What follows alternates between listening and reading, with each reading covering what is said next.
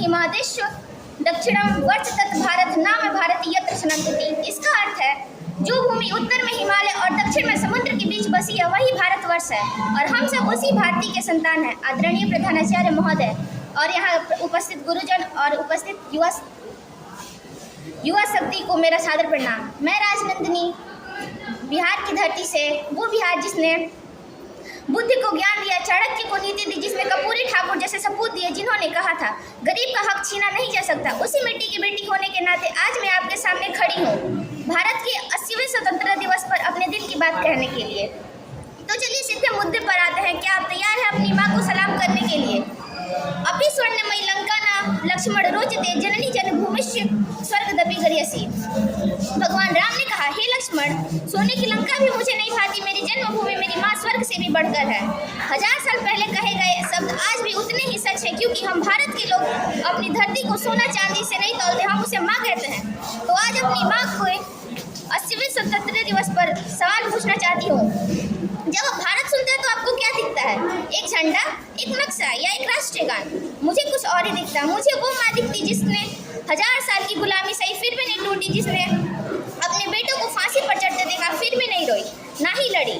और याद रखिए, जो माँ अपने जख्मों पे भी मुस्कुरा दे, जो माँ अपने जख्मों पे भी मुस्कुरा दे, उसके बेटे कभी घुटने पे नहीं आते। उठो, वो माँ आज भी हमें पुकार रही है। उठो, वो माँ आज भी हमें पुकार रही है और हम अभी सोए हुए नजर आते हैं। हम लोग भारत के लोग हैं, ना हम हिंदू, ना हम मुसलमान, ना हम पंजाबी, ना हम तमिल, ना हम मराठी, ना हम बिहारी। हम भारत के लोग हैं। ये सिर्फ सब नहीं, ये एक वादा है कि यहाँ हर आवाज़ बराबर होगी, यहाँ हर सपना बराबर होगा, यहाँ हर इंसान बराबर होगा। तो आज मैं ये नहीं पूछूंगी कि हमने क्या देखा, क्या पाया। मैं पूछूंगी क्या हम अभी उस वादे को निभा रहे हैं जो हमारे बुद्धों ने अपनी माँ से किया था। सोचिए जरा, भगत सिंह की उम्र बस 23 साल थी जब उन्होंने फांसी को फंदे को हंसते हंसते चूम लिया। खुदीराम बोस सिर्फ 18 साल के थे, वो हमारी ही उम्र के थे, जिसके पास सपने थे, परिवार थे, जिंदगी थी। उन्होंने अपनी माँ को चुना उनकी आज़ादी के लिए। और मैं पूछती हूँ जिन्होंने हंसकर मौत को गले लगाया, क्या हमने उनके सपने को अब तक अपनाया?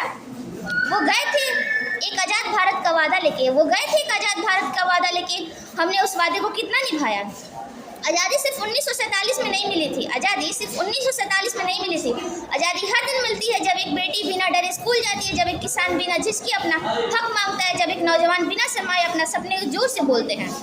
आज़ादी कोई तारीख नहीं, आज़ादी एक आदत है और वो आदत हमें